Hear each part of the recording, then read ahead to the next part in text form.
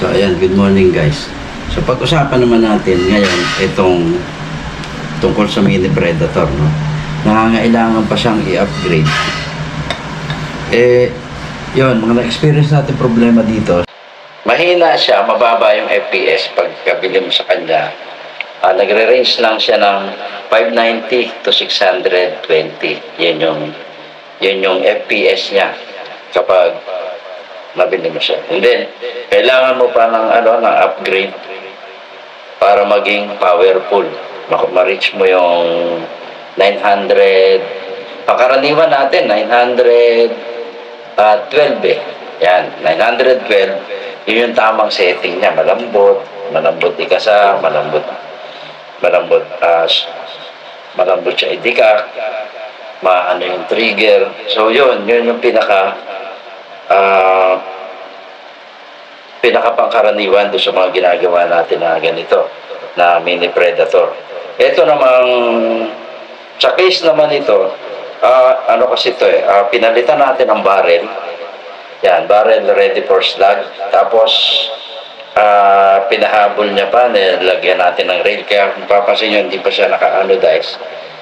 At hindi pa siya nakapit maigi. Pero para makita niya na gumagalaw naman yung kanyang pinagawa sa atin, yan, binigyan ko na rin siya ng anodized na kaso ito, reject kasi ito doon sa yung pagka-anodize niya, reject siya. Kaya iaayos ko pa to para hindi pangit, butas-butas reject siya sa pag-anodize. Pero maganda na yung pagkagawa sa kanya, kaya lang nung i-anodize. So ito, pag-usapan natin yung experiences ko sa Mini Predator mula nung umpisa akong maggawa nito. Una, ayan, mahina siya. Nagre-range lang yung speed ng pellet niya, yung FPS niya, according doon sa chrono natin, is 590 to 612. Yan lang po yung 620, ganyan, yung kanyang FPS. So, sinusukat talaga natin yan. Pagkatapos, yun nga, kailangan mo pang i-upgrade, i-overhaul sa baklasin lahat para may ayos lahat yung butas.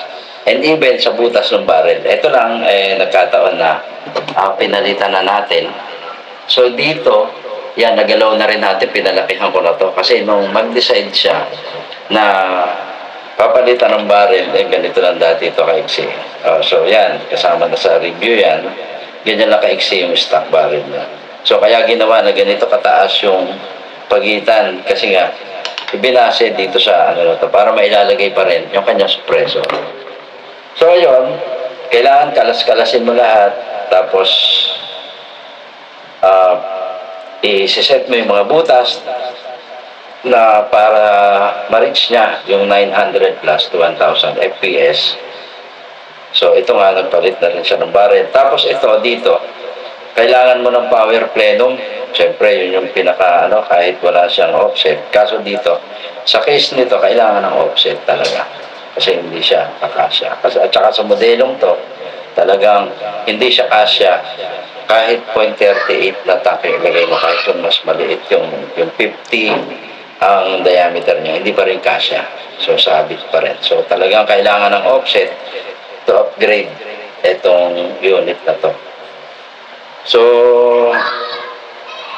itong mga mechanism niya, kagaya yung lock dito, may mga model na kumakalas to, maangat.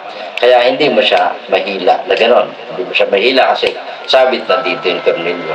May mga case din na mas malubay sa dapat yung kanyang spring.